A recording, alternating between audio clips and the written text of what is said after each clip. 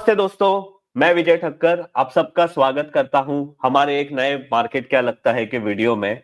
अभी आज के वीडियो में हम लोग डिस्कस करेंगे लास्ट वीक में मार्केट में क्या हुआ, आने वाले वीक में क्या हो सकता है, लास्ट वीक में कौन से सेक्टर चले, आने वाले वीक में कौन से सेक्टर चल सकते हैं और कौन से स्टॉक पे हमें ध्यान देना चाहिए, ये सारे चीजों के बारे में।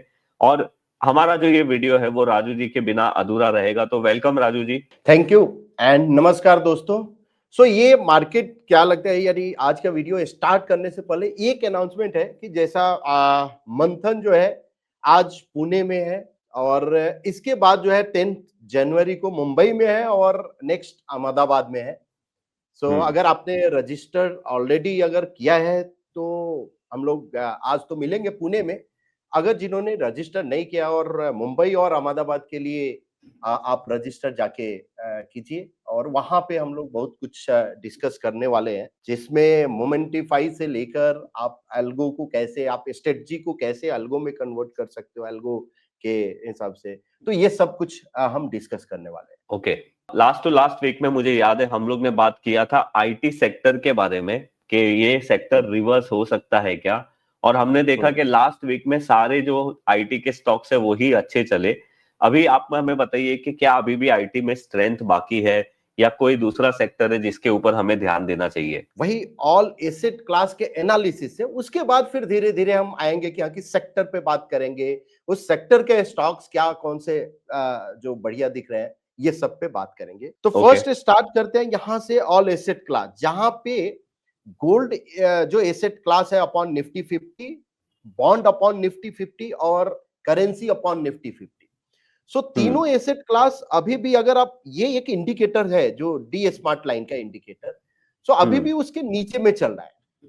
अच्छा, अब ये कॉलम ऑफ ओ इंडिकेट क्या करता है कि पॉइंटिंग फिगर में column of o simple indicate करता है कि ये एक यानी डाउन है, आप बोल सकते हो। तो यहाँ पे ये एक इंडिकेशन ये क्या कि बिलो डी स्मार्ट है, कॉलम ऑफ ओ में है, मतलब क्या है, ये अंडर परफॉर्म कर रहा है। कौन सा? बॉन्ड।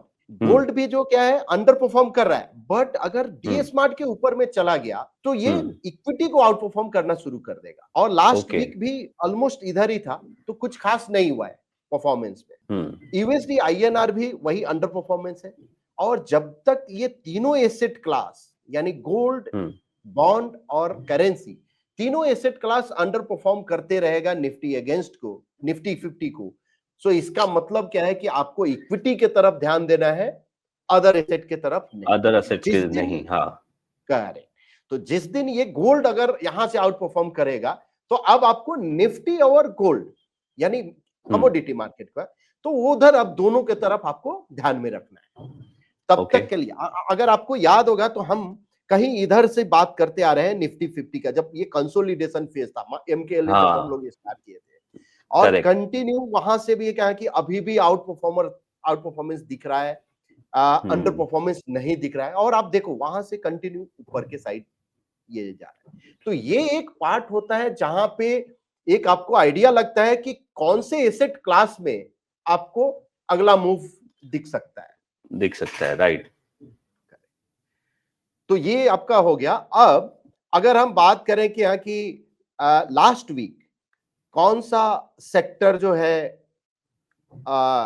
यानी परफॉर्मेंस के हिसाब से क्या ये हुआ, तो परफॉर्मेंस टेबल में अगर आप देखें तो एनएसी ऑल सेक्टर और स्कैन, निफ्टी आईटी जो है आपका 3.39%, एमएसआईटी, इंडिया डिजिटल और ये सब किया है। तो क्या, जैसा आपने शुरू में ही बोला कि क्या अभी भी इसमें आईटी में अभी भी दम है, तो ये उस पे हम बात करेंगे। ये हो गया आपका सेक्टर का। अब अगर हम इसी को थोड़ा सा हम करंट वाले में हम आ जाए, तो यहाँ मैट्रिक्स में जाकर अल्टीमेट पीएनएफआरएस मैट्रिक्स और एनएसी ऑल सेक्टर कर देते हैं, ताकि अपने को ये समझ आए कि हाँ कि कौन सा सेक्टर। तो ये every sector divided by another sector हुआ। अब हम क्या कर दिए कि यहाँ पे टोटल ये स्कोर पे शॉर्टिंग किए, तो अभी भी दिख रहा है कि निफ्टी आईटी तो आउट परफॉर्म अभी भी है, out performance India digital, Finserv, x bank और निफ्टी बैंक। कहीं ना कहीं आपको याद होगा कि जब बैंक की बात हुई थी तो वहां पे क्या है कि बैंक अभी भी निफ्टी 50 को आउट परफॉर्म कर रहा है, तो इसके ऊपर का जितना भी है ये सब अभी भी आउट परफॉर्मेंस है और कंटिन्यू वही है सेक्टर। तो निफ्टी आईटी में तो दिख रहा है। अब हुआ क्या है कि निफ्टी आईटी में अगर है तो निफ्टी आईटी में कौन सा स्टॉक हो सकता है? Correct correct. तो हम आईटी इंडेक्स ले लेंगे यहां पे और सेम मेथड हम इसको स्कैन कर दिए। ओके। तो यहां पे 10 स्टॉक है आईटी के और यहां शॉर्टिंग किए तो एम्फेसिस, कोफोर्ज, विप्रो, एचसीएल टेक।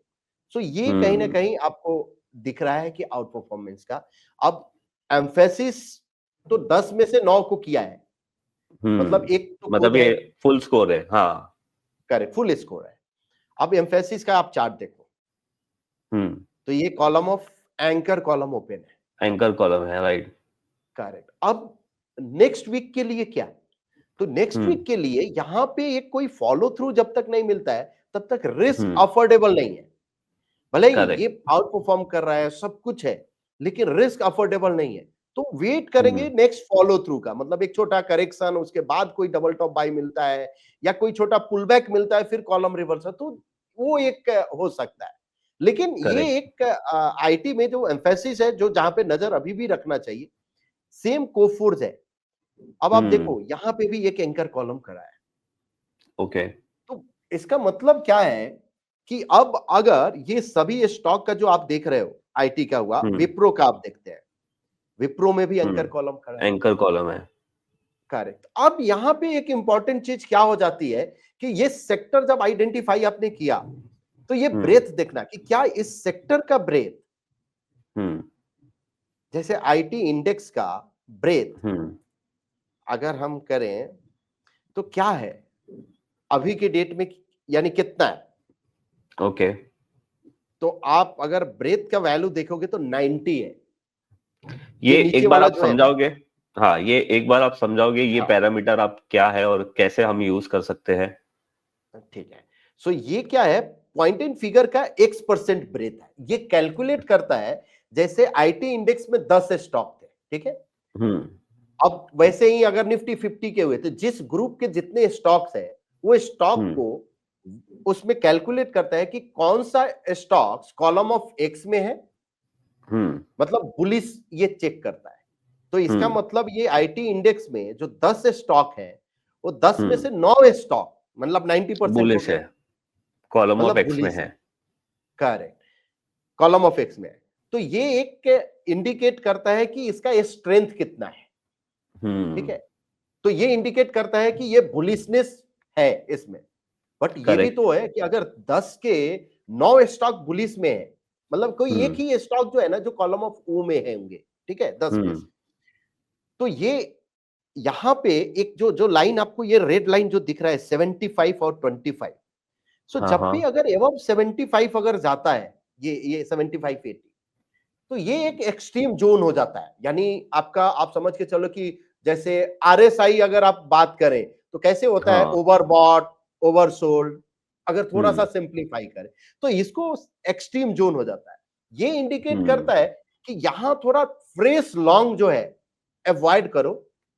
अगर पोजिशनल अगर आपका है आपके पास, तो आपको जो ट्रेलिंग स्टॉप लॉस आपका टेक्निक है उसके साथ कंटिन्यू करो, बट यहां पे फ्रेश लॉन्ग थोड़ा अवॉइड करो। क्यों? Because majority of stocks of this sector are in bullish. तो पॉसिबल क्या हो सकता है कि एक थोड़ा टाइम करेक्शन या प्राइस करेक्शन हो, मतलब ये कूल ऑफ होगा। अब कूल ऑफ का मतलब 75 के नजदीक आएगा, बिलो 75 अगर आता है और फिर अगर एक पुल बैक देखा, जैसे आप देखिए ये था, यहां पे आप देखिए ये था ऑलमोस्ट 90, ये कूल ऑफ हुआ 70, फिर से ये ऊपर में गया, दिख रहा है। तो ये इस तरह से भी करता है। अब जैसे ही अगर ये ठीक अपोजिट, अगर मान लो 0 आ गया, मतलब यहां पे क्या है, बिलो 25 फ्रेश शॉर्ट अवॉइड करो। पॉसिबल किसी भी टाइम ये पुल बैक दे सकता है, और एक पुल बैक देगा आपका, जो अगर आपने लॉन्ग शॉर्ट इधर किया तो आपका स्टॉप आउट हो जाओगे। तो इसलिए फ्रेश लॉन्ग और फ्रेश शॉर्ट अवॉइड करना चाहिए। तो आपका आईटी का जो व्यू जो हमने बताया ऑलमोस्ट इससे क्लियर हो गया कि आखिर क्या करना चाहिए। Wait for the price correction और फॉलो थ्रू। ओके। तो अब फिर हम आ जाते हैं जहां पे हम आईटी का जो देखे, आईटी का तो ऑलरेडी हमने देख लिया और सेक्टर वाइज देख लिया कौन कौन सा सेक्टर, वही सेम सेक्टर है। फिनसर्व है, एक्स फिनसर्व है, उसका इंडिया डिजिटल है, और निफ्टी आईटी तो ऑब्वियसली ये है, तो जिस पे करेक्ट। आपको फोकस करना चाहिए। हाँ, ओके। तो ये आपका सेक्टर का हो गया। अब हम आ जाते हैं, जो ब्रेथ की बात हुई है, तो निफ्टी 50 का ब्रेथ क्या इंडिकेट कर रहा है, तो यहां पे ये निफ्टी 50 का ब्रेथ है जो X% का करंट जो है इसका 52% है, और ये बुलिश क्रॉसओवर अभी भी नहीं हुआ है, तो 52%। अब यहां से अगर बुलिश क्रॉसओवर मतलब एवरेज लाइन के ऊपर अगर जाता है ब्रेथ, सो ये करेक्ट। इंडिकेशन जरूर हो जाएगा कि एक पॉसिबल यहां से फिर से एक स्ट्रेंथ आपको रैली मिल आएगी। सकता है। हाँ, कार्य करेक्ट। तो जनरली बिटवीन 75 और 25 अगर ब्रेथ रहता है, तो ये मतलब देखा जाता है कि जो ब्रेकआउट स्ट्रेटजी है वर्क यानी बढ़िया से करता है। अब okay. 75 to 25 generally breakout strategy fail करता है, बिकॉज वहां पे पुल बैक हो सकता है ना, इसलिए। अच्छा, तो एक वीडियो में आपने बताया था कि ये जो क्रॉस ओवर है हम मैन्युअली देख रहे हैं, बट जहां पे हम क्रॉस ओवर को ऑटोमेटिक वहां पे इसका स्कैन करके देख सकते थे कि कौन से करेक्ट, सेक्टर में बुलिश क्रॉस ओवर हो रहे हैं, बेरिश हो रहे हैं। तो उसका अभी यहाँ पे ब्रेथ है, ब्रेथ स्कैनर, हाँ, और इसमें जो है पीएनएफ X% ब्रेथ क्रॉस हुआ, तो हम क्या करेक्ट। करेंगे, एनएससी सेक्टर और इसको स्कैन करेंगे। ओके। ये आपको आ गया, हमने ये सॉर्टिंग किया, तो ये एक ही सेक्टर जो आया है जो आज दिख रहा है कि निफ्टी कॉर्प एमएटीआर। सो ये जो सेक्टर है ये इसमें बुलिश फ्रेश क्रॉस ओवर है, साथ ही साथ ब्रेथ ओके। भी जो आप देखिए 41% है, मतलब न्यूट्रल में है। ओके। तो ये सेक्टर पे जो है ना, अगर कोई बुलिश स्ट्रेटजी अगर आता है, कोई ब्रेकआउट स्ट्रेटजी अगर है, तो इधर आपको ध्यान देना चाहिए। फ्रेश कौन कहीं सा पे भी सेक्टर और है ये? कुछ, ये निफ्टी कॉर्प एमएटीआर है, तो उस सेक्टर का हम देख लेते हैं कि स्टॉक कौन सा है। सो ये जो सेक्टर है, इस सेक्टर को अगर हम शॉर्टिंग कर दिए और वही कंपेयर कर दिए यहां से, तो ऑलमोस्ट जो महिंद्रा महिंद्रा फाइनेंस है, अदानी है, एबी कैपिटल है, ये जो स्टॉक है जहां पे एक बढ़िया दिख रहा है। अब महिंद्रा महिंद्रा फाइनेंस का, अब यहाँ पे अगर कोई बुलिश ब्रेकआउट है तो ये अफोर्डेबल है। अदानी, आप देखिए ये एक टर्न कर रहा है। हाँ। एबी कैपिटल में आपका, अब आप देखिए सेक्टर बुलिश क्रॉसओवर हुआ है, करेक्ट। सेक्टर का ब्रेथ कितना है, ऑलमोस्ट 40 के करीब में है, ठीक है, करेक्ट।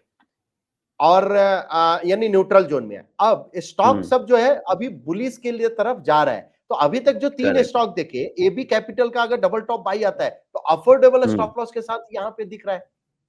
तो इस करेक्ट, और तरह ये से अप ट्रेंड में भी है। सेक्टर, करेक्ट करेक्ट, तो इस तरह से सेक्टर और स्टॉक का एनालिसिस करना चाहिए कि आगे के लिए। ओके। तो ये ओवरऑल आपका रहा कि यहाँ की स्टॉक सेक्टर कौन सा फ्रेश बुलिश क्रॉसओवर हुआ है, किसमें बेरिश क्रॉसओवर, कोई बेरिश क्रॉसओवर तो नहीं है, फ्रेश बेरिश, तो एक बार देख लेते हैं, लेकिन फिर भी नहीं नहीं है, सब रनिंग में ही है। तो हाँ, एक बेरिश क्रॉसओवर है, मिड स्मॉल हेल्थ केयर। तो इसको जो है ना, अगर अगर मान लो कि यहाँ की कोई बेरिश के साइड अगर देखना चाह रहा है, तो मिड स्मॉल हेल्थ केयर में अब जो है 46 है, ये भी न्यूट्रल जोन है, तो इसका कोई बेरिश अपॉर्चुनिटी मिलता है तो देखना चाहिए। तो दो आपको मिल गया, एक फ्रेश बुलिश और एक फ्रेश बेरिश ब्रेथ के हिसाब से, और फिर आप जाके वही अल्टीमेट मैट्रिक्स आप रन करो। और ये जो मोबाइल पे भी अवेलेबल है, जब आप एनालिसिस में आप जाओगे और एनालिसिस में वहां पे सेक्टर पे क्लिक करोगे, तो आपको मिल जाएगा कि यहाँ की कैसे आपको, यानी वहां पे क्लिक करोगे तो आपको सेक्टर यूएम स्कोर ओके। करके है, जो कि इसी का फुल फॉर्म जो है अल्टीमेट मैट्रिक्स स्कोर। अब जैसा हमने लास्ट इसमें बात किया था कि हर एक यानी एमकेएलएच में एक कोई सेक्शन कवर करेंगे जो एक फीचर्स हो, ठीक है। ओके। तो आज भी एक कवर करते हैं। काफी लोगों का ये रहता है कि आज भी जो open is equal to low अगर कोई स्टॉक है, या open is equal to high, ये स्टॉक में काफी लोग इंटरेस्ट रहते हैं कि राइट। कौन से स्टॉक में कि यहाँ की open is equal to low है, मतलब पॉसिबल होता है कि यहाँ की वो स्टॉक उस दिन के लिए बुलिश है। अगर open is equal to high हो गया, मतलब वो स्टॉक में सप्लाई ज्यादा है, तो उस दिन के लिए बेयरिश ये रहता है। तो उस टाइप का अगर आप देखोगे तो रेडी रिपोर्ट में, और जो कि ये फ्री है, यानी आप जाके अर्जुन में अगर आप जाएंगे तो ये फ्रीली अवेलेबल है। यहाँ पे हमने ओपन हाई लो स्कैनर करके एक दिया है।